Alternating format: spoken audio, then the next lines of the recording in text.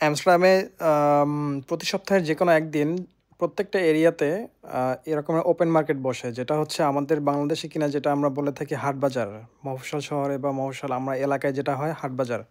এখানে সবকিছুই পাওয়া যায়। মোটামুটি যা কিছু আপনি ভালো, ভালো ব্র্যান্ডে পাবেন, সবকিছুই এখানে পাওয়া যায়। তো এটার সুবিধাটা হচ্ছে এটা একটু প্রাইসটা কম থাকে। আর দেখে শুনে বুঝে তারপরে নেওয়া যায়। তো জিনিসগুলো আসলে খুবই ইন্টারেস্টিং। এত সুন্দর একটা উন্নত মানের একটা দেশেও এত সুন্দর ভাবে অর্গানাইজ করা। আর এটার জন্য প্রত্যেকটা এরিয়াতেই একটা স্পেস থাকে, খালি একটা স্পেস থাকে। দেখা যায় যারা দোকানি আছে যে দোকান নিয়ে বসতেছে তারা সকালে ভোর ৫টায় চলে আসে এবং তারা আবার ৬টার ভিতরে সব কিছু ক্লোজ করে চলে যায়। এখানে সব কিছু পাওয়া যায়, সব কিছু। মানে ডাচদের যে ঐতিহ্যবাহী কিছু খাবার আছে খাবারগুলো পাওয়া যায়। সব কিছু এখানে আপনারা ভিডিওতে দেখতে পাচ্ছেন, সব কিছুই পাওয়া যায় এবং খুব ভালো একটা প্রাইসে পাওয়া যায়। এবং এটা শুধু যে আমরা ইমিগ্রেন্ট যারা আছি তারাই কিনি ব্যাপারটা এমন না, ডাচরাও এটার উপরে অনেক বেশি ইউজ টু।